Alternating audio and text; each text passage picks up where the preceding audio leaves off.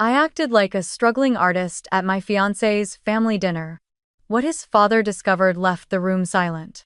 My name is Claire Donovan, 31 years old, and to anyone watching me weave through the foggy streets of Seattle on my old blue bike, I look like every other freelance designer chasing deadlines and coffee. My jeans are paint-stained, my tote bag covered in ink sketches, and the worn sketchboard strapped to my back squeaks when I brake at lights.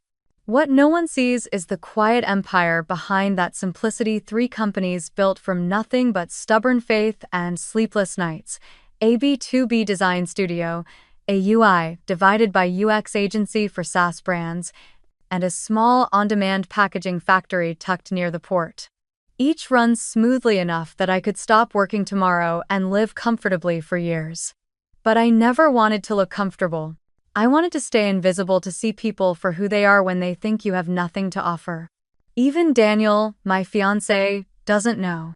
He's 34, a kind, grounded product manager who grew up in a world where wealth was wallpaper, old money, calm, and quiet privilege. Last week, he reached for my hand and said softly, "My parents want to meet you. They're particular." I smiled, but inside, something shifted. I wanted to see what particular meant when they believed I was just a broke artist with a bike and a dream. So I decided not to correct them. Not yet. Because sometimes, truth deserves a stage. And that night, when his father saw my last name, everything changed. Have you ever hidden a part of yourself just to see who would still treat you with respect? If you have, tell me, I'd love to know. I grew up in Astoria, Oregon, a small coastal town where mornings smelled of salt and sawdust, and everyone waved when they passed you on the street.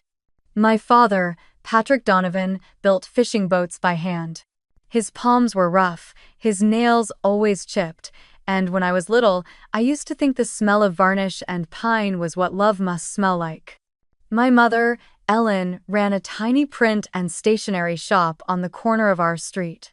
She designed greeting cards and posters for local schools, and every night, after dinner, she'd sit by the counter with a cup of chamomile tea, trimming paper with a small silver blade while the old radio hummed softly in the background.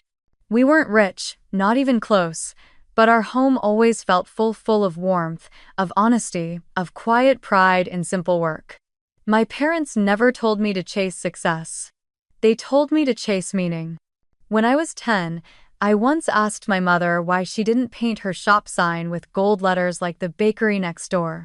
She smiled and said, "Because real value doesn't need polish, Claire. People who know what matters will see it anyway."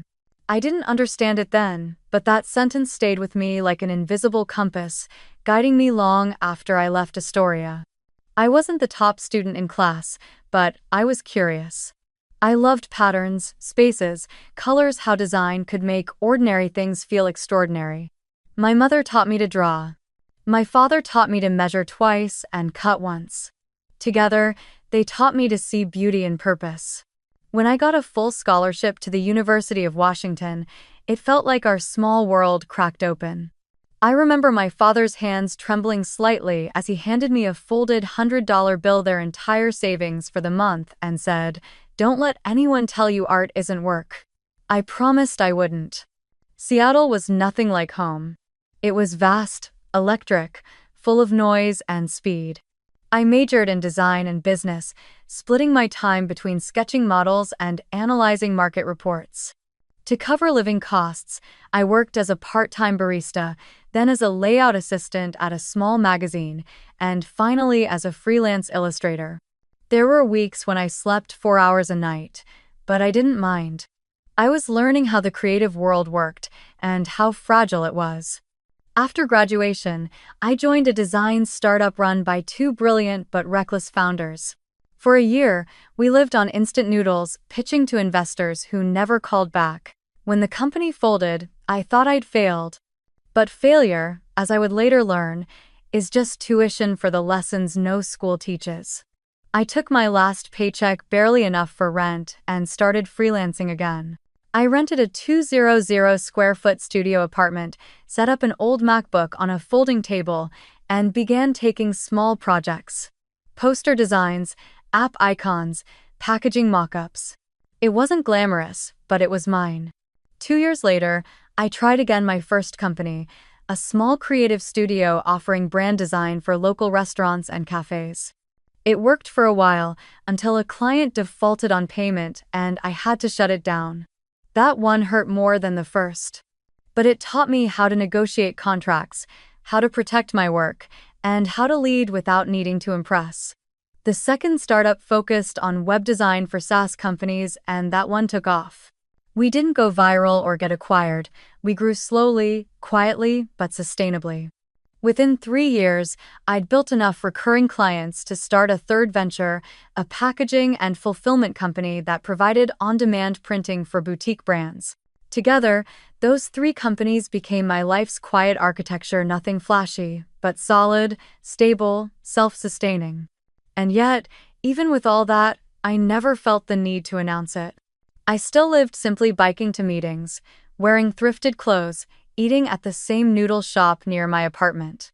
I refused to upgrade to luxury because luxury, to me, was freedom to say no, to choose work that mattered, to disappear when I wanted.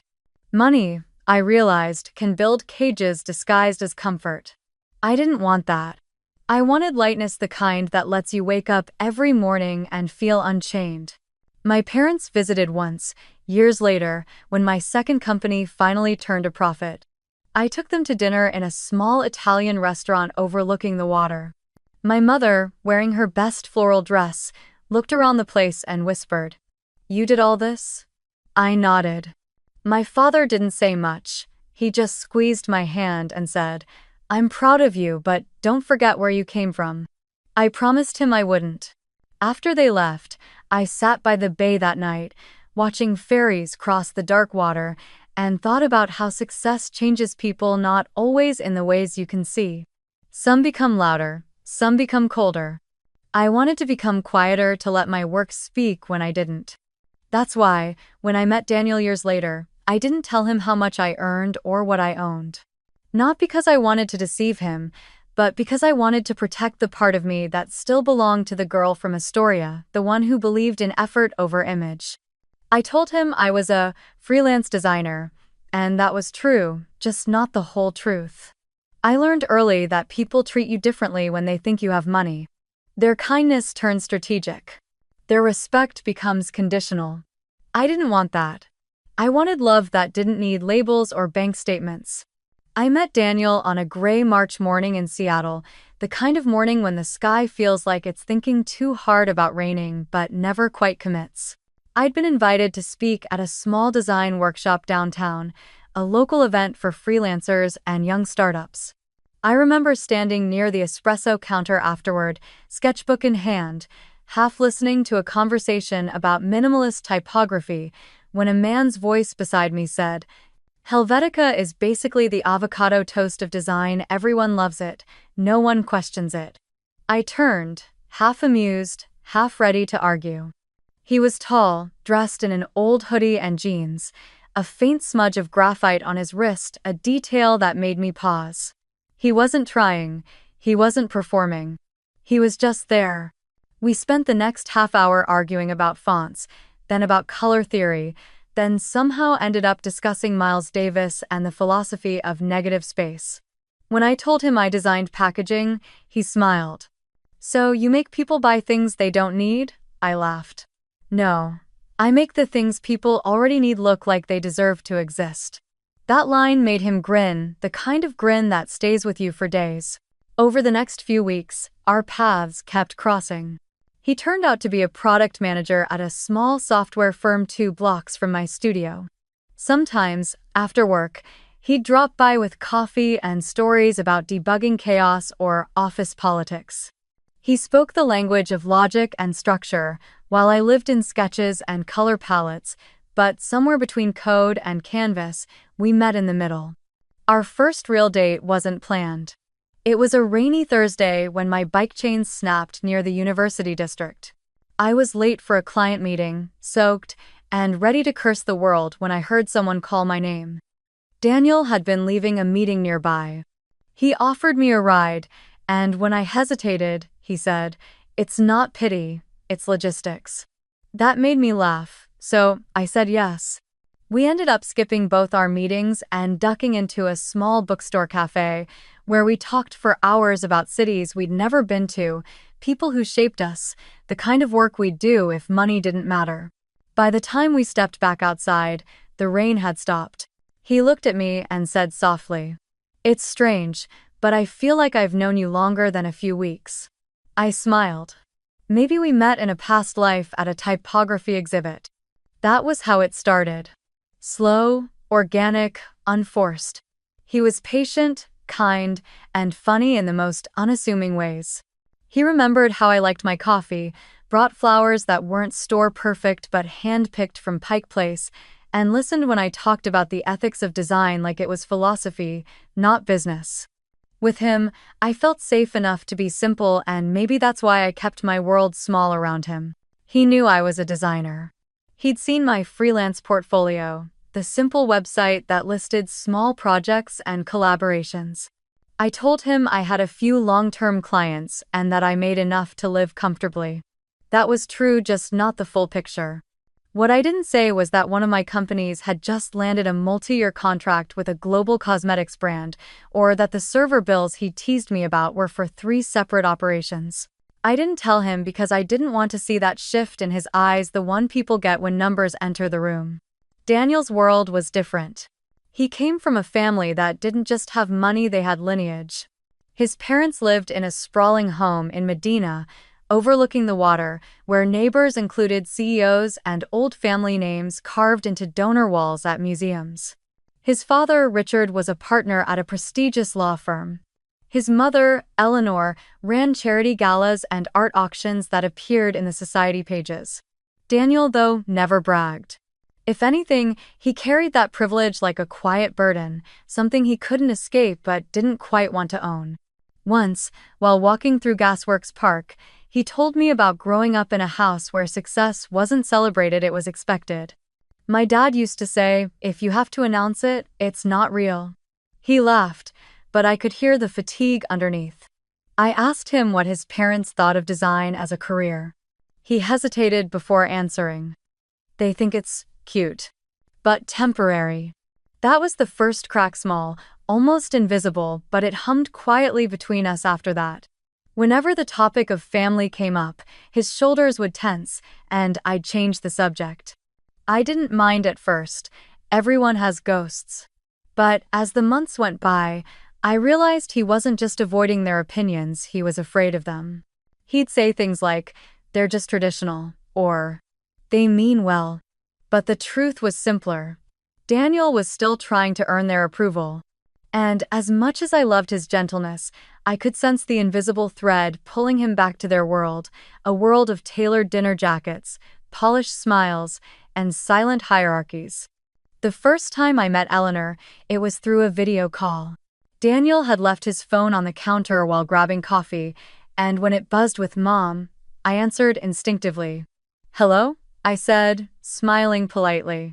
There was a pause, then a voice, smooth, poised, unmistakably controlled, replied, "Oh, you must be Claire." She said my name like she was tasting it for the first time. I explained Daniel was busy, but she kept talking, casual questions disguised as small talk. "You're a designer, right? Freelance? How lovely. My niece does watercolors on Etsy too." I smiled. "That's wonderful." Then came the pause. I imagine freelance work can be uncertain. But I suppose freedom matters more to some people. That word freedom carried a tone I'd heard before, from clients who assumed I couldn't afford to say no. "It does," I replied calmly. "I think freedom is the only real luxury." She smiled thinly before Daniel came back into the frame, all flustered apologies. But after the call, he didn't ask what we'd talked about. Maybe he didn't want to know. Still, our relationship grew. We moved in together after 2 years, into a small apartment above a bakery in Capitol Hill. We built routines. Saturday market runs, late-night debugging sessions, shared takeout on the couch while brainstorming my latest project or his next app feature. It was simple. It was enough. But occasionally, I'd catch him staring when I paid for dinner, or when I turned down expensive trips his friends proposed. Once, he said softly, "I just don't want you to feel lesser." I looked up and said, "Lesser than what?" He hesitated. "Than what they expect." That was when I realized he wasn't ashamed of me. He was afraid I'd embarrass them. He never asked how much I earned. And I never volunteered the truth.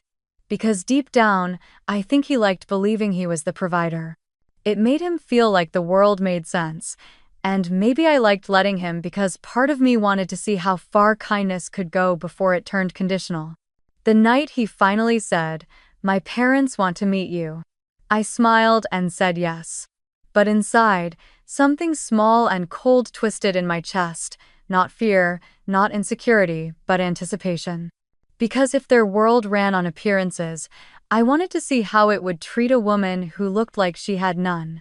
And somewhere deep down, a quieter voice whispered they won't see you until they need to. It started with a call that came just before sunset, when the sky over Seattle turned the color of smoked glass and the city lights began to shimmer on the wet pavement. I was sketching packaging concepts on my tablet when Daniel's phone, resting on the kitchen counter, began to buzz with a familiar name, Eleanor Mitchell. He picked it up immediately, his posture straightening the way it always did when he spoke to his mother. I watched as his expression shifted polite, deferential, the same boyish guilt I'd seen in him whenever she asked something he couldn't refuse. "Yes, Mom," he said, glancing at me with a hesitant smile. "She's right here." Then he mouthed, "She wants to talk to you." I wiped my hands, took a slow breath, and accepted the phone. Her voice came smooth as silk practiced warmth, the kind that could turn sharp without warning. "Claire, dear, I hope you don't mind me calling directly. Daniel mentioned that your schedule's rather flexible." She drew out that last word ever so slightly, like she was testing how far she could stretch politeness before it broke. I smiled even though she couldn't see it. "Yes, I make my own hours. Perks of being a freelancer, I suppose." "Oh, that must be so liberating," she replied. "Though it must take discipline to stay motivated when you don't have structure." There it was, the soft condescension hidden behind the compliment, perfectly balanced on the edge of civility. She didn't pause before continuing. "Richard and I are hosting a small dinner this weekend, just family, really.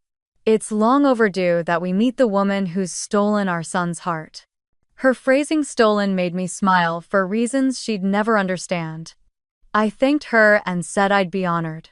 But as we spoke, I could feel the invisible script unfolding between her words. Every question carried 2 layers. "Do you live alone? How long have you been freelancing? Do you find it sustainable?" Her tone was casual, but her curiosity wasn't. She was measuring me, fitting me into a box she could label neatly: artist, dreamer, temporary distraction. When the call ended, Daniel looked at me, uncertain. "She means well," he said softly. "She's just old-fashioned." I smiled, setting the phone down. "Old-fashioned," I repeated. "That's one way to put it." But that night, as I lay awake listening to the rain tapping against the window, something inside me began to stir, not anger, not resentment, but curiosity. It wasn't the first time I'd been underestimated, and it wouldn't be the last. Yet somehow, this one felt different. Because now, it wasn't just about business or clients. It was about something more personal, the unspoken line between respect and standards. I thought of my mother, who used to say, "People reveal who they are when they think you have nothing to offer them." That sentence echoed in my mind like a dare. Maybe, I thought, that dinner could be more than an introduction. Maybe it could be an experiment, a small, controlled test of character. What would they see if they believed I was just an ordinary designer, barely getting by? Would their smiles still reach their eyes? Would they still speak to me as an equal?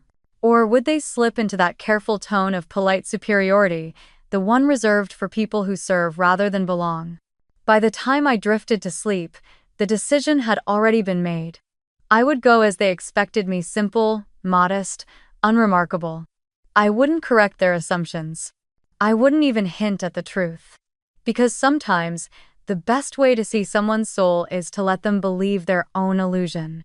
The next morning, Daniel found me sketching by the window, my coffee untouched.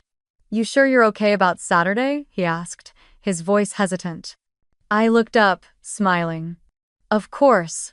I'm curious, actually." "Curious?" I nodded. "I want to see what kind of people raised the man I love." He smiled, though I could see a flicker of unease in his eyes.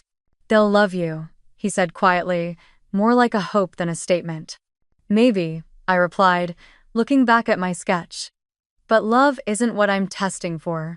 That night, I took out a notebook and began outlining the little details: what I'd wear, what I'd bring, what version of myself they would meet. It wasn't about deceit, it was about perspective.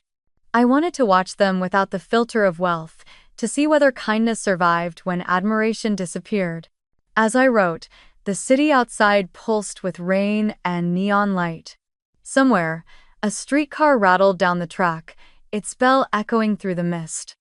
I felt calm, focused the way I always did before a big project. Because in a way, this was one. It wasn't about revenge or proving worth. It was about clarity. I wanted to know if the people who shaped Daniel's world understood the difference between appearance and character. If they didn't, well, then at least I'd know which world I didn't belong to. By midnight, my plan was set. Saturday, I'd step into their house not as Claire Donovan, founder and CEO, but as Claire the freelancer, the woman they believed had nothing but talent and charm to her name. And when they looked at me through that lens, they'd reveal more about themselves than I ever could by telling them the truth. It wasn't vanity. It was science, social, emotional, human. And if respect was their currency, I was ready to see how much it was really worth. The day of the dinner arrived, wrapped in a thin silver fog, the kind that turns Seattle into a half-dream. I woke early, though I hadn't slept much. My studio was quiet, the air still scented faintly of ink and wood shavings from a project I'd finished the night before. I stood by the window, watching raindrops trail down the glass, and for a moment, I wondered what version of me they would meet that evening. Then I smiled to myself. It didn't really matter. Tonight wasn't about them seeing me, it was about me seeing them. By noon, I began preparing the little details of my performance, though performance felt too grand a word for what it was. More like a costume test for a role I already knew by heart, the broke but passionate artist. I opened my wardrobe and let my eyes linger over the neat row of tailored blazers and silk blouses, the kind I wore for investor meetings and brand launches. They hung there in quiet defiance, whispering reminders of another life I wouldn't bring into the room tonight. My fingers drifted past them until I reached a linen dress folded at the back of the shelf. It was soft, slightly faded, the hem brushed with age. I'd worn it years ago, when I was still hustling for freelance gigs at open-air markets, sketching on cardboard tables between cups of burnt coffee. I slipped it on and turned toward the mirror. The fabric fell simply, no structure, no shape, just honest cloth against skin. Next came the sneakers, white once, now worn into the kind of gray that tells stories of long sidewalks and late trains. I wiped them gently but didn't bother scrubbing out the stains. I tied my hair in a low bun, added a dab of lip balm, and skipped the jewelry. I owned pieces that could have paid for an entire evening at their favorite vineyard restaurant, but I left them in their drawer. Tonight wasn't about shining, it was about blending in. When I opened the drawer of my work table, I found what I needed. My old portfolio, the one printed on matte paper at a student shop years ago. Its edges were slightly bent, its cover smudged from being handled too many times. I flipped through the pages, sketches, prototypes, mock-ups from early projects. Nothing screamed wealth or success. It looked humble, even amateurish. Perfect. I tucked it carefully into my tote bag, beside a small brown paper box tied with twine, the gift for the Mitchells. Inside the box were lemon shortbread cookies, still warm from the bakery downstairs. I'd asked them to leave off the branded sticker, opting instead to handwrite, "For you," in pencil across the top. I even pressed the edges of the paper slightly to make it look like I'd wrapped it myself. There was something deliciously ironic about the whole thing. I owned a packaging company that designed luxury boxes for boutique chocolatiers, yet here I was, pretending not to know how to fold paper cleanly. As the afternoon dimmed into that soft blue light between day and evening, I sat at my work table, tracing the edge of my coffee cup, thinking. I wasn't nervous, just curious. There was no anger in what I planned, only observation. People reveal themselves when they believe no one important is watching. And tonight, I wanted to know who the Mitchells were when they thought I didn't matter. I remembered something my father once said while sanding a boat hull. When you test wood for strength, you don't hammer it, you just add weight until it speaks. I smiled. That was what tonight would be, not a fight, just weight added carefully until truth creaked through the polish. By 6, the fog outside had thickened, curling around the street lamps like silk smoke. I slung the tote bag over my shoulder, locked the studio door, and started walking toward the station. The city felt alive in its quiet way, the smell of coffee and wet pavement, the low hum of electric streetcars gliding down their tracks, the faint whistle of a ferry somewhere beyond the harbor. A man played jazz on a saxophone near the corner, the notes spilling into the mist like soft defiance. I took the train toward Medina, where Daniel's parents lived. As we crossed the bridge, the skyline shimmered behind me, dark glass towers stitched with threads of light. I could see my faint reflection in the window, simple dress, tired shoes, no makeup. To anyone else, I might have looked like a woman heading to a dinner where she hoped to impress. But I wasn't hoping for anything. My heart was still, steady. I whispered to myself, tonight I don't need to win. I just need to see who's playing. The car doors opened with a sigh of compressed air, and cool mist rolled in as I stepped out. Daniel was waiting near the curb, his coat neatly pressed, his expression both excited and uneasy. "You look beautiful," he said softly. I could hear the hesitation, as though he didn't know whether his parents would agree. "Thank you," I replied, smiling. "It's just an old dress." He reached for my hand, but his grip was tense. "Just don't take anything they say personally, okay? My mom has a way of sounding sharp." I finished for him, amused. He sighed. "I'm sorry in advance." "Don't be," I said, squeezing his hand lightly. "I'm curious to meet them." As we drove through the quiet streets, the houses grew larger, the gardens more sculpted, the air faintly perfumed with cedar and lavender. When we turned the final corner, I saw at the Mitchell residence, a glass and stone mansion overlooking the water, its windows glowing amber against the twilight. A fountain whispered in the driveway, and I could already smell the faint trace of polished wood and wine drifting from the open door. Daniel parked, took a deep breath, and turned to me. "Ready?" I smiled, pushing the door open. "More than you think." The sound of my sneakers against the marble steps felt oddly loud. Somewhere inside, a piano was playing something classical, restrained. I adjusted the strap of my tote bag and looked up at the grand doorway. Every line of the house gleamed with quiet wealth. But beneath it all, I could feel the weight of expectation, the centuries-old scent of a family that measured worth in polish and presentation. I took another breath, the cool air carrying the smell of the lake and fresh varnish. In that moment, I felt calm, not like a woman walking into judgment, but like a scientist stepping into an experiment she'd already predicted the results of. And as the door opened, revealing Eleanor's perfect smile framed in pearls and candlelight, I thought to myself, let the test begin. The Mitchell house looked less like a home and more like a private museum carefully disguised as one. From the moment I stepped through the doorway, I was greeted by an orchestra of quiet luxury. The subtle scent of white lilies and sandalwood, the gleam of polished marble floors, and the hush of money so old it didn't have to announce itself. On the walls hung large abstract paintings, brushstrokes that meant nothing and everything at once perfectly spaced beneath recessed lighting. Somewhere deeper inside, a string quartet played softly from invisible speakers. Eleanor stood at the top of the stairs, her smile a flawless sculpture of grace and calculation. Her dress shimmered faintly under the chandelier champagne silk, understated but unmistakably couture. "Claire, dear," she said, descending with practiced poise, "you made it. How lovely to finally meet you in person." Her eyes swept over me in one smooth motion, taking in the linen dress, the old sneakers, the brown paper-wrapped box in my hands. The smile never faltered, but something flickered behind her gaze, curiosity wrapped in judgment, like a jeweler appraising costume beads. I offered the box. "I brought something small cookies from the bakery downstairs." "How thoughtful," she said, accepting it delicately as though it might stain. "Homemade?" "Not exactly," I replied. "But they taste like they could be." She gave a soft laugh that didn't reach her eyes. "How charming. Richard will appreciate the gesture, won't you, dear?" Her husband appeared from the next room, tall and silver-haired, with the easy confidence of a man accustomed to being deferred to.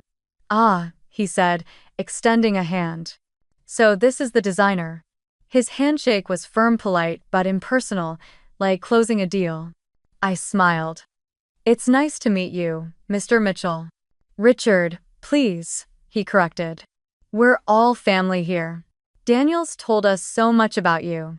"Oh, wait." I glanced at Daniel, who stood behind them, smiling nervously, his hands tucked into his pockets. "All good things, I hope." Richard chuckled. "Mostly." They led me through the foyer into the living room, where every surface gleamed glass, chrome, ivory. The fireplace was framed by two enormous abstract canvases, and the rug beneath my feet looked like something that had never once been stepped on. A decanter of vintage wine sat waiting on a marble tray. "Such understated style you have," Eleanor said as she motioned for me to sit. "It's refreshing these days to meet someone who doesn't chase trends." "Thank you," I replied, lowering myself carefully into a cream armchair. "I like things that last." "Yes, of course," she said smoothly. "Timelessness over fashion, I admire that. Though sometimes," she added lightly, "the right accessories can make a woman's simplicity shine even brighter." Her gaze flicked toward my bare wrists and neck. I smiled. "I suppose I haven't found the right ones yet." Richard poured me a glass of wine before I could decline. "You'll like this, it's a 2012 Bordeaux, cost me a small fortune." "Then I'll make sure not to waste a drop," I said with a nod. Eleanor laughed again, that polite, brittle laugh that sounds like fine china tapping against glass. "Daniel mentioned you live in Capitol Hill, correct?" "Yes, near the park." "Abu." "Oh, that area's artistic," she said, as though the word itself carried dust. "Full of charm and street murals. We used to attend a fundraiser there once a year." "It's a beautiful community," I said evenly. "Lots of artists, small cafes, people who wave when you walk by. It feels alive." "Of course," she said. "It must be inspiring. Though I imagine parking is dreadful." I took a sip of wine to hide my smile. "It is. That's why I bike." Her eyebrows lifted slightly. "You bike? In Seattle?" "Every day," I said. "Rain or shine." Richard laughed, impressed in spite of himself. "That's commitment. Daniel can barely walk to the mailbox when it rains." Eleanor shot him a glance, then turned back to me. "It's wonderful to see someone so grounded.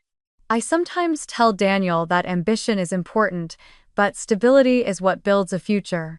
"You're lucky, Claire. Not everyone can live so freely without worrying about long-term plans."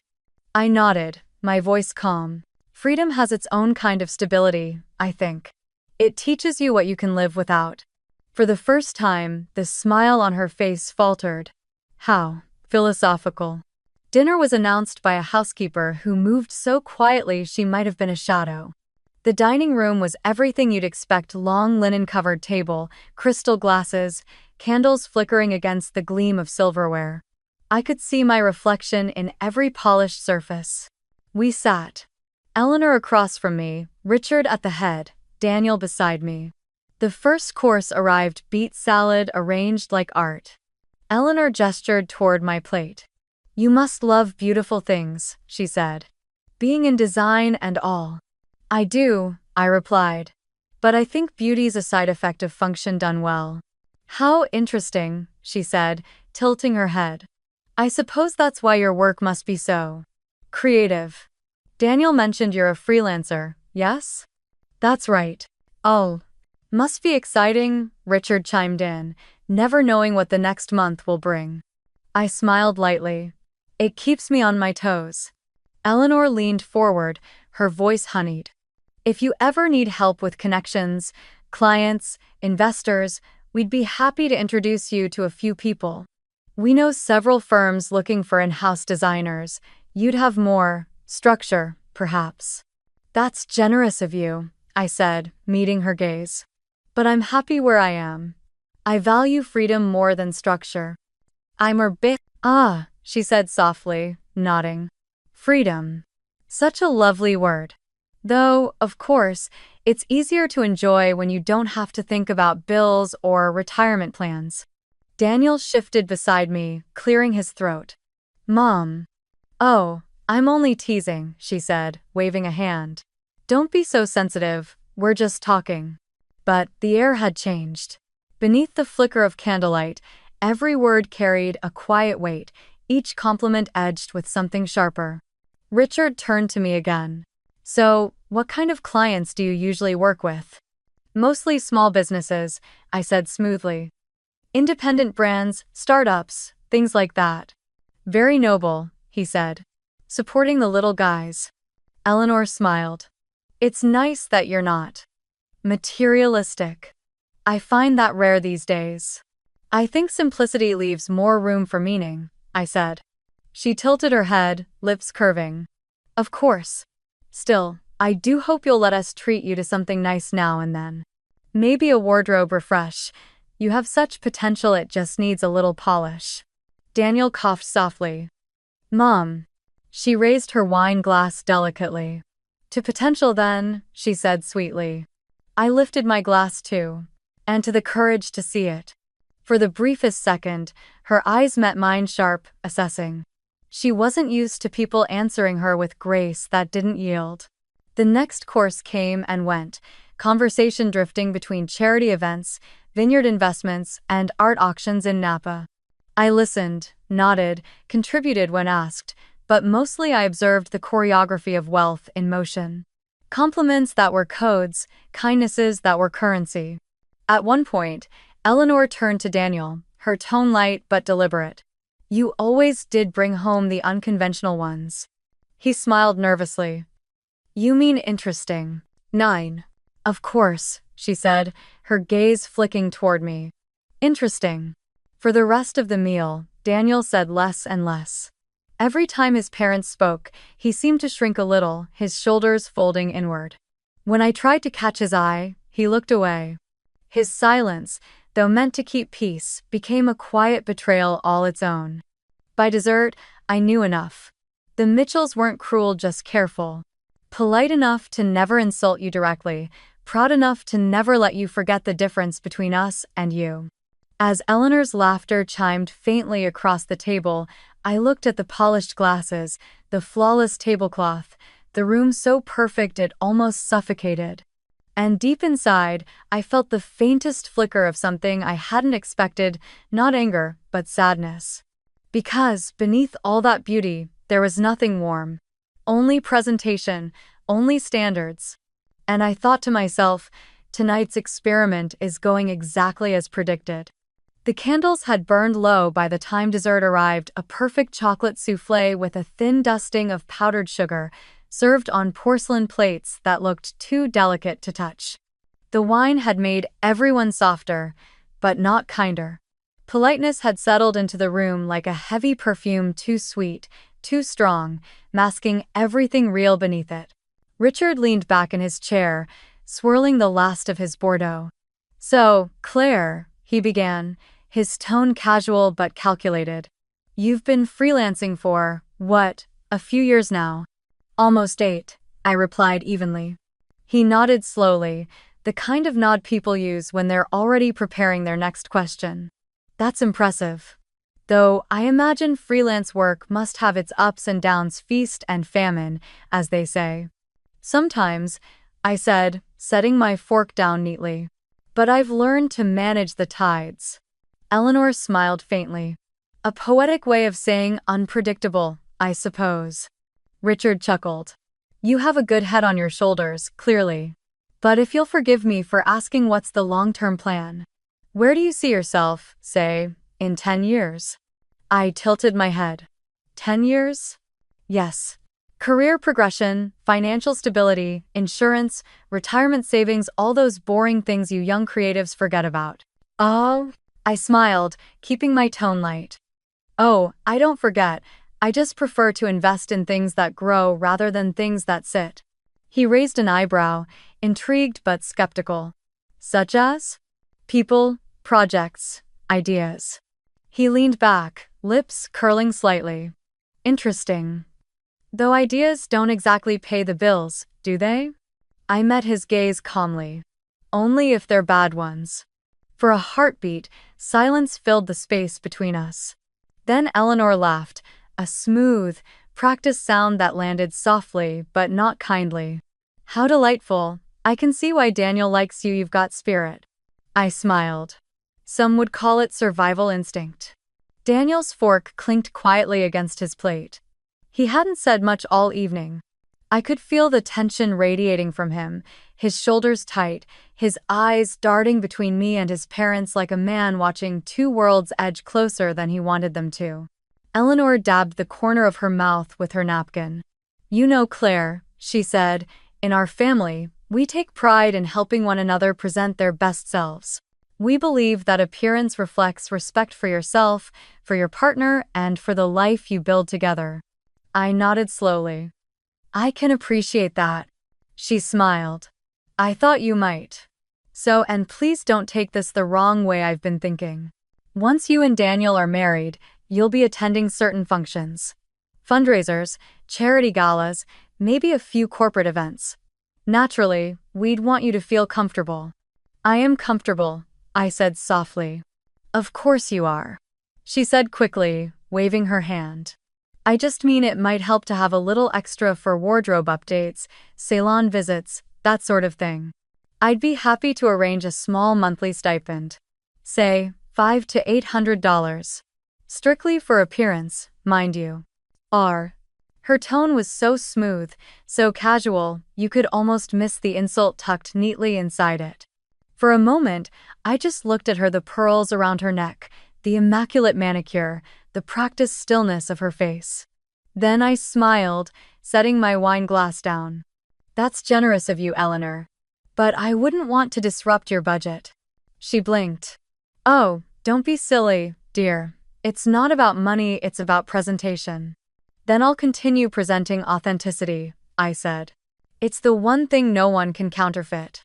Richard chuckled, perhaps to ease the tension, but it only deepened. You're quite independent, aren't you? I try to be. That's admirable, he said, though the word admirable landed like impractical. But marriage, Claire, isn't about independence, it's about partnership. Shared goals. Shared finances. Stability. You understand that, I hope? I do, I said evenly. I also understand that stability means different things to different people. To some, it's a paycheck. To others, it's purpose. He leaned forward slightly. And which one are you? The kind who builds both, I said. That earned me another silence, the kind that vibrates with disapproval too polite to voice. Eleanor's smile returned, though it looked more like armor now. You have such modern ideas about success, she said. But tell me, what about the practical things? Health insurance? A retirement plan? You can't live off ideals forever. Luckily, I said softly, ideals aren't what I live off. Her eyes flicked toward Daniel, searching for backup. He stared down at his plate. Richard cleared his throat. Well, Daniel's done well for himself at the firm. Once you're married, I'm sure he'll be able to handle most of the… I don't expect him to, I interrupted gently. The room went still. Eleanor's fork froze halfway to her plate. Richard's eyebrows lifted slightly. I kept my voice calm, almost kind. I believe in partnership, not dependency. I'd rather pull my own weight than become his burden, financial or otherwise. Richard gave a slow, deliberate nod. Admirable again. But let's be honest, freelancing isn't exactly a safety net. Neither is inherited comfort, I replied, smiling. That landed. He looked at me differently now, not angry, but unsettled. People like him weren't used to being answered without apology. Eleanor set down her fork, her tone cooling a few degrees. You know, Claire, there's something I've learned after 30 years in this circle. Presentation matters, not because it's shallow, but because people judge what they see long before they listen. In our circles, she said, leaning slightly forward, image is everything. Her words hung there, sharp and deliberate. I looked at her, my heartbeat steady. Then maybe it's time your circle learned to look deeper. Her lips parted, just slightly surprise flickering before she smoothed it away. Daniel finally spoke, his voice quiet but strained. Mom, please. It's all right, I said gently, turning to him. We're just comparing philosophies. Eleanor exhaled through her nose, smiling again, though this time it didn't reach anywhere near her eyes. Of course, dear, philosophies. Dessert plates were cleared in silence, the faint sound of silver against china filling the void. Outside, the rain had started again, soft, steady, the kind that turns reflections into watercolor. Richard rose, straightening his jacket. Well, he said, glancing at his wife. Shall we move to the parlor for coffee? Eleanor nodded, her composure fully restored. Yes, let's. As we stood, she touched my arm lightly, a gesture that felt more like a reminder of rank than affection. You've got quite a spark, Claire. I hope you never lose it. Don't worry, I said, matching her tone. It doesn't depend on approval. She smiled, serene and sharp. How fortunate. We moved toward the parlor, Daniel walking beside me in silence. I could feel the apology he couldn't bring himself to say. When we passed a polished glass cabinet filled with vintage crystal, I caught my reflection linen dress, messy bun, bare hands, and I smiled. Because beneath their perfectly folded politeness, the truth was already shifting. I had seen it in their eyes, in the way Eleanor's voice tightened, in the way Richard's questions grew heavier. They had tested me, and I hadn't bent. They believed they were the judges. But what they didn't know was that the experiment was never about me proving myself worthy of their world. It was about seeing whether their world was worthy of mine. And as I followed them into the next room, the words still lingered in my mind like a promise. In our circles, image is everything. Soon, they would learn how fragile that image really was. The smell of roasted coffee and rain filled the Mitchell's parlor as we moved into the next room. The space looked like something out of a design magazine, sleek walnut furniture, a grand piano polished to a mirror sheen, a wall lined with art books no one had ever opened. Eleanor sat on the velvet couch, legs crossed, as Richard poured coffee into delicate porcelain cups that clinked faintly on their saucers. Daniel stood near the fireplace, still quiet, still tense, a man suspended between two worlds. The polite conversation resumed, brittle as glass. Richard talked about market volatility and real estate, Eleanor about the museum board she chaired. I sat there, hands folded, the brown paper gift box resting on the coffee table in front of us still unopened. Really, dear, Eleanor said suddenly, glancing at the box. You mustn't have gone to the trouble. That. It wasn't any trouble, I said evenly. Just something small to say thank you. She smiled and reached forward to untie the string, her fingers careful not to crease the paper. How sweet. I'll admit, I'm curious what kind of cookies artists prefer. Before she could open it, Richard noticed the handwritten tag taped neatly to the top, my habit, a simple mark of courtesy. 3 small words in pencil, from Claire Donovan Studio. He froze. His hand, halfway to the decanter, stopped midair. His eyes lingered on the name, not the Claire, but the Donovan. His expression shifted subtly, the way a man's might when he hears thunder before he sees lightning. He blinked, once, twice, then picked up the box and read the name again, lips moving soundlessly. Donovan, he murmured. Donovan? From Seattle? Eleanor looked at him, puzzled. Richard? He didn't answer right away. Instead, he looked at me, studying my face now with something very different from polite curiosity. There was recognition and disbelief. You wouldn't happen to be related to Donovan Fulfillment, would you? The room went still. Even the quiet piano track from the speakers seemed to hesitate. I met his gaze calmly. I'm not related, I said. I am Donovan Fulfillment. For a moment, he just stared at me. Then he gave a short, incredulous laugh, not mocking, just shocked. You mean, you run it? Yes, I said softly. That and 2 other companies under the same group. A design studio and a UX lab. We handle packaging, interface, and brand systems for several national clients. Daniel's head snapped toward me. Wait, what? His voice cracked slightly, part confusion, part realization. I didn't look at him. I kept my focus on Richard, whose composure was slipping by the second. Our fulfillment center has been working with Keller and Sons Manufacturing, correct? Your firm's supply chain partner for the Napa product line? He blinked, speechless. Yes, he said after a pause, his voice quieter now. Yes, we've had dealings with them. Well, I continued gently, Keller's one of our clients. My team oversees their packaging and logistics integration. So technically, I suppose, your company and mine already know each other. You just didn't know my name was on the invoices. Eleanor's cup clinked softly against its saucer. I'm sorry, she said, forcing a small laugh. I must be missing something. You mean you own the company? As in, yes, I replied. I founded all 3. Donovan Studio, UX Lab, and Fulfillment and Packaging. They operate under the Donovan Group. Daniel still hadn't moved. Claire, why didn't you tell me? He asked, his voice barely above a whisper. I turned to him finally. Because I wanted to know if I mattered without it. Eleanor looked from me to Richard, then back again, her expression unraveling, composure fading into discomfort. That's quite the surprise, she said, her voice trembling faintly under the weight of what she was trying to hold together. Richard, still stunned, cleared his throat. You're the Donovan who negotiated the West Coast expansion? Yes. The one who, he stopped, then chuckled under his breath. God, you're the reason our supply chain didn't collapse in 2020. When Keller couldn't fulfill orders, they outsourced to your network. My firm represented one of their clients then. We thought we'd lost the deal until your group stepped in.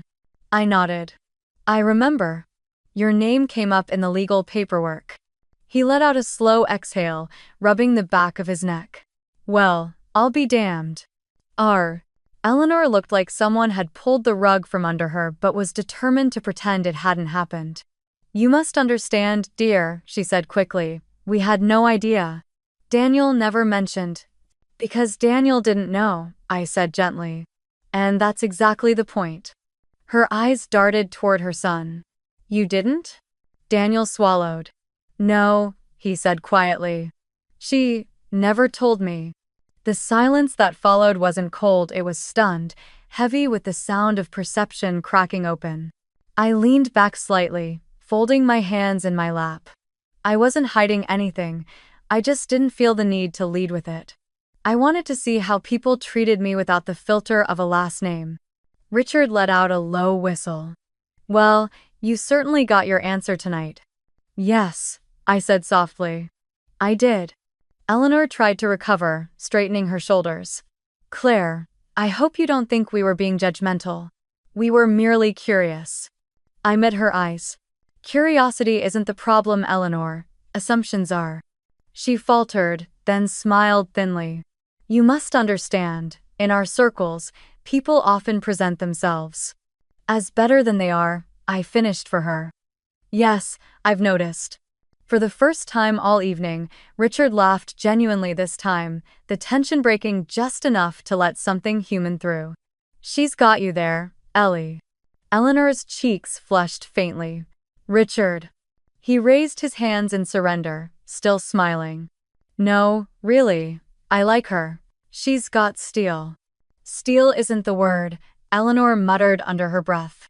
I stood, slowly, setting my untouched coffee down. You know, I said, my voice calm but clear, respect isn't a uniform. It's a habit. And it shows up most clearly when you think no one's watching. Richard's smile faded. He nodded, the weight of understanding settling over him. You're right, he said quietly. And tonight, we weren't watching ourselves very well. Ding. Eleanor stayed silent, eyes fixed on the coffee cup in her hands, as though the pattern of the porcelain might explain how the evening had slipped from her control. Daniel finally stood too, stepping closer. His face was pale, caught between shock and shame. Claire, I shook my head. It's okay, you don't need to explain. He looked down. I didn't know how to stand up to them. I thought if I stayed quiet, things would stay peaceful. Silence isn't peace, I said softly. It's just the absence of courage. For a long moment, no one spoke. Outside, the rain had softened into a mist, tapping gently against the wide glass windows overlooking the bay. The reflection of the chandelier shimmered in the dark water below, fractured and fleeting. Richard broke the silence at last. Claire, he said, his tone different now, grounded, almost humble. I owe you an apology. You've accomplished more than most people I know, and we sat here treating you like you were lucky to be here. I smiled faintly. I was lucky, I said. Lucky enough to see what really mattered. Eleanor lifted her gaze finally, her voice small. And what's that? Character, I said simply. The only kind of wealth that doesn't vanish when someone looks away. For a moment, something flickered in her eyes, something that might have been regret. She nodded once, barely. I reached for my bag, sliding my portfolio out, the one I'd brought as a prop. But instead of opening it, I set it gently on the table, next to the half-empty wine glasses and the small brown gift box with my name on it. That, I said quietly, was the version of me you were supposed to meet tonight, the broke artist you assumed was reaching for your world. Turns out, I wasn't reaching up, I was simply observing. And with that, I smiled, calm and unhurried, and raised my glass to them. To lessons, I said softly. Richard picked up his glass, hesitated, then clinked it gently against mine. The sound was small but resonant, like a note struck in a cathedral, clear, unpretending, true. Eleanor followed a moment later, her hand trembling slightly. Daniel, eyes wide with something between awe and guilt, lifted his too. The glasses met with a soft chime. And in that moment, amid the flicker of candlelight and the echo of rain against the glass, the hierarchy that had quietly ruled the room all evening dissolved. There were no circles anymore, no standards left to measure by. Only the quiet, undeniable weight of truth and the taste of respect, finally earned, finally equal. The room stayed still for several long seconds after the glasses touched. The faint echo of the toast hung in the air like the last note of a symphony no one quite knew how to end.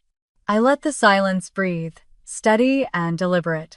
Then, gently, I set my glass down and reached for my bag. The act broke the spell. Eleanor blinked, as if waking from a dream, and Richard cleared his throat.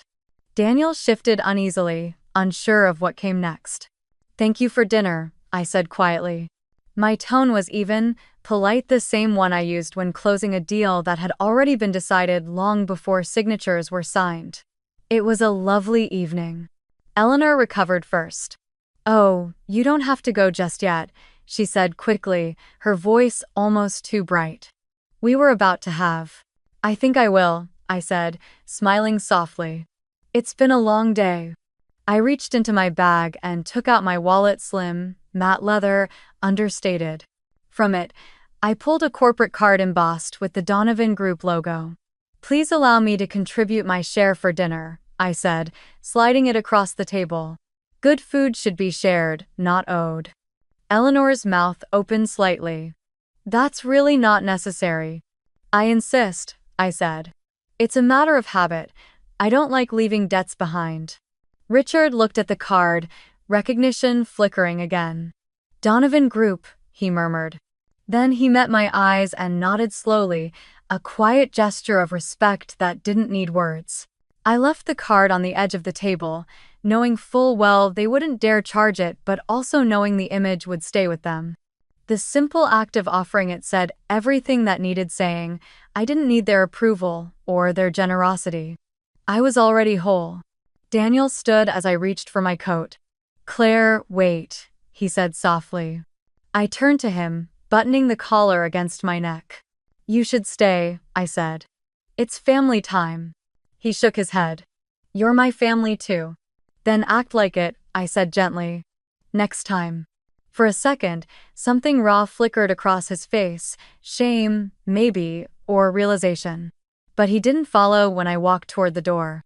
Outside, the night had changed. The rain had stopped, leaving behind a sheen of silver across the driveway. The air smelled of cedar and sea salt, the kind of cold that bites gently at your skin but clears your mind. I breathed it in, long and deep, letting the quiet settle around me. The Mitchell mansion glowed behind me, its windows like golden eyes staring out into the dark. Inside, I imagined the clinking of porcelain, the low murmurs of damage control.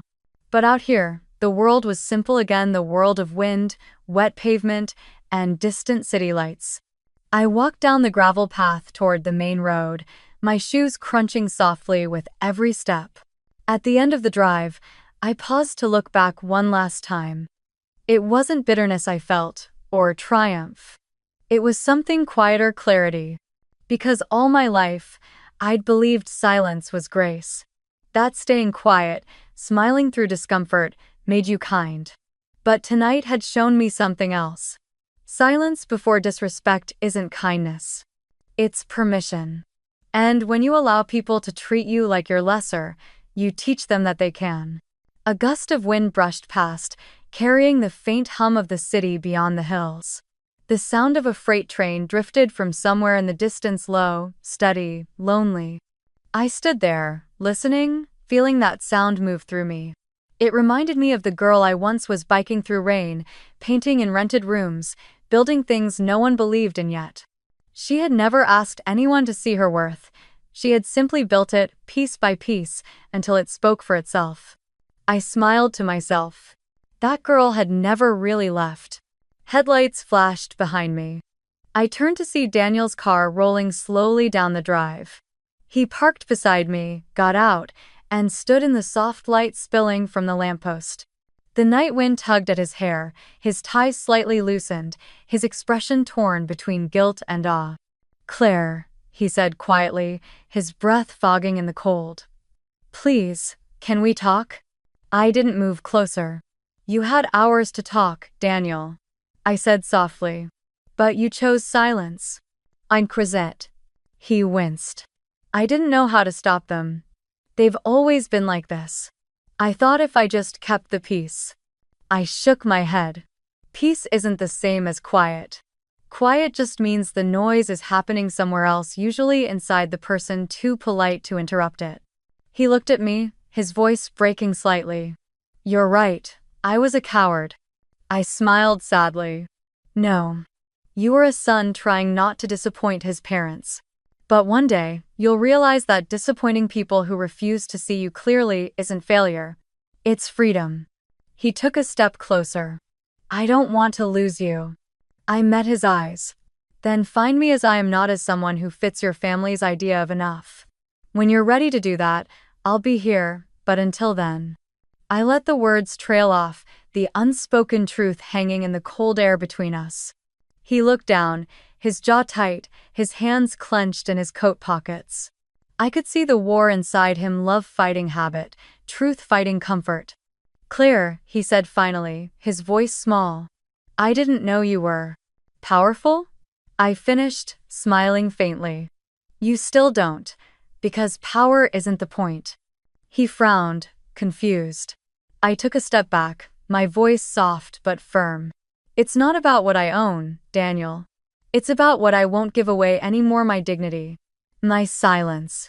The words hit him like a slow-moving wave. He nodded once, unable to argue. A breeze swept through, rattling the leaves of the tall cedars behind us. Somewhere down the hill, the city lights shimmered, blurred by mist. I could hear the faint ding of the electric streetcar miles away, its sound steady, reassuring the rhythm of motion, of leaving and arriving all at once. I turned toward it. Go home, Daniel, I said softly. Your parents need you more than I do tonight. He opened his mouth, then closed it again. His silence said everything. As I walked toward the main road, the gravel gave way to asphalt, slick and gleaming under the streetlights. My reflection appeared faintly in the puddles, the linen dress, the loose hair, the woman who no longer needed to prove she belonged anywhere. A cab passed by, its headlights cutting through the fog. I raised a hand, climbed in, and gave the driver my address. As the car pulled away, I looked out the window at the water glinting between the trees, at the mansion fading behind the bend. I whispered to myself, almost without thinking, freedom isn't comfort, it's clarity. The driver glanced at me in the mirror, unsure if I'd spoken to him. I just smiled and leaned back. The city lights drew closer, their reflections dancing on the wet pavement like promises waiting to be kept. And as the car merged onto the bridge, Seattle spread out before me, rain-washed, humming, alive. Somewhere in the distance, a train horn echoed again, deep and resonant. I closed my eyes, letting it roll through me. Because tonight, for the first time in a long while, I wasn't leaving something behind. I was returning to myself. The next morning broke gray and quiet, the kind of light that looks like it's been washed clean overnight. I woke earlier than usual, my phone buzzing softly beside me. One unread message. Daniel, can we meet? Just to talk. For a moment, I stared at the screen, debating. A part of me wanted to ignore it, to let silence do the teaching. But another part, the part that still remembered the boy who quoted Miles Davis over coffee and fixed my broken bike chain, told me to go. Closure, after all, isn't always about walking away. Sometimes it's about making sure the door you close doesn't creak forever in your memory. So I texted back, at Green Lake Cafe, Diza. When I arrived, the world felt softer, joggers tracing the water's edge, dogs shaking off the morning mist, the air faintly scented with espresso and wet grass. I chose a seat outside, overlooking the lake, where the ripples shimmered under a dull sky. A few minutes later, Daniel appeared. His usual calm confidence was gone, replaced by a quiet uncertainty that made him look younger, almost boyish. He sat down across from me, hands clasped together. You came, he said. I did, I replied. One last conversation. He nodded slowly, eyes on the table. I owe you an apology. Not just for last night, for every moment I let silence do the talking for me. I didn't say anything. I just waited. He took a breath. I grew up in a house where the rule was simple. Don't embarrass the family. Every decision, every word, it was always about how things looked. My parents called it pride, but really it was fear. And I carried that. I thought if I just kept the peace, if I didn't challenge them, everything would stay calm. But all it did was make me smaller and make you stand there alone. His voice cracked slightly on that last word. I looked out at the water, the reflection of the sky rippling in slow motion. Peace built on one person shrinking, I said quietly, isn't peace. It's performance. He nodded, eyes shining. You're right. And last night, watching how you stood there, calm, collected, when everything shifted, it made me realize how far behind I am. You didn't need to raise your voice to change the room. You just told the truth. He paused, exhaled. I should have stood beside you when it mattered. I was scared of losing their respect, but in the process, I lost some of yours. And I get that now. The wind picked up, carrying the faint sound of a ferry horn across the lake. I took a sip of my coffee, letting the warmth ground me. Daniel, I said finally, you don't have to prove you're on my side, but you do have to decide which side you're really on, respect or comfort, because you can't have both. Aware. He looked up at me, guilt and resolve warring quietly in his eyes. I want to be better. For you, for me. I don't want to be the man who lets others define what's right. I studied his face, the weariness, the sincerity. Then start by defining it yourself, I said softly. Not just when it's easy. For a moment, neither of us spoke. The world around us went on laughter from the next table, the rhythmic swoosh of joggers' shoes on wet pavement, a child's voice calling after a duck. The ordinary rhythm of life. Then he said something I hadn't expected. My father called me this morning. I glanced at him. He asked for your contact, he continued. Said he wanted to apologize himself. I raised an eyebrow. That's surprising. Daniel nodded. He said when he saw your last name, it felt like the ground shifted. He told me he'd met your company's network years ago, during the supply chain crisis, but he never connected it to you. Said he'd always wanted to meet the woman behind the Donovan operation that your team saved one of his biggest contracts. I smiled faintly. Funny how respect changes tone once it comes with recognition. Yeah, he said softly. But he also said something else, that he saw himself in you. That he used to think being important meant being seen, until last night reminded him what it means to actually see someone. That gave me pause. It wasn't forgiveness yet, but it was something. What about your mother? I asked. He exhaled. She called too. She said she was embarrassed. That she didn't mean to make you feel lesser. And that the cookies were excellent. I laughed quietly. That last part sounds like her. He smiled, the first real one of the morning. She asked if she could apologize in person.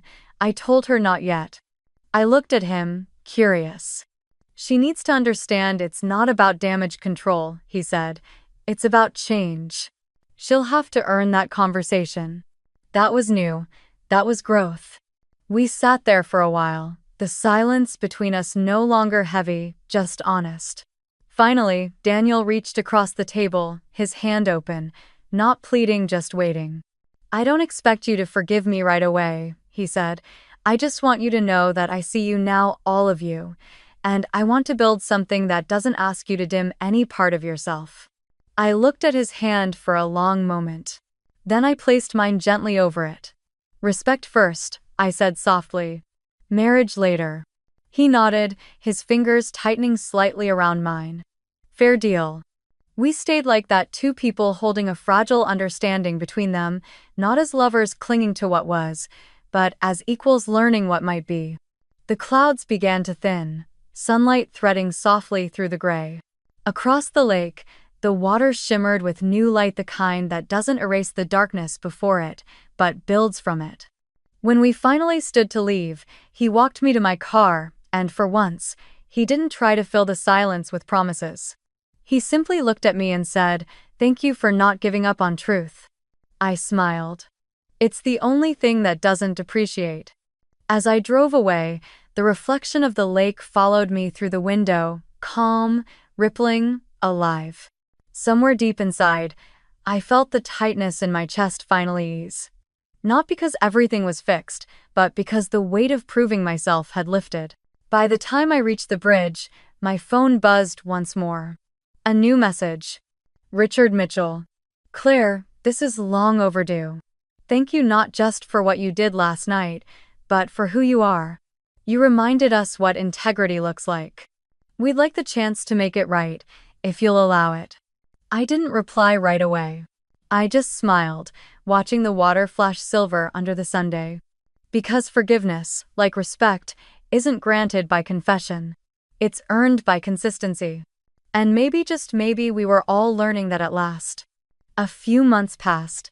Seattle slipped into spring, the air smelled of rain and lilac, the city alive again after the long gray hush of winter. My life didn't change overnight, but it shifted quietly, like the tide receding after a storm. Daniel and I began again, not by pretending the cracks hadn't existed, but by tracing them, honestly understanding what they had taught us about who we were and who we wanted to become. I spent more time at my studio, but the work felt different now. The projects were the same: rebrands, UX systems, packaging designs, yet my focus had widened. I started thinking less about clients and more about legacy. For years, I'd built companies that gave small brands a voice. Now, I wanted to do the same for people, especially women who were still where I had once been: talented, exhausted, and invisible behind someone else's logo. So I launched something new. I called it Design Her Worth, a mentorship and workshop program for women freelancers ready to become founders. It wasn't about fancy offices or startup buzzwords. It was about reclaiming ownership of work, of time, of voice. We met every Thursday evening in a rented art loft by the bay, surrounded by coffee cups and sketchpads. Some women came with half-finished portfolios, others with notebooks full of ideas they'd never dared to pitch.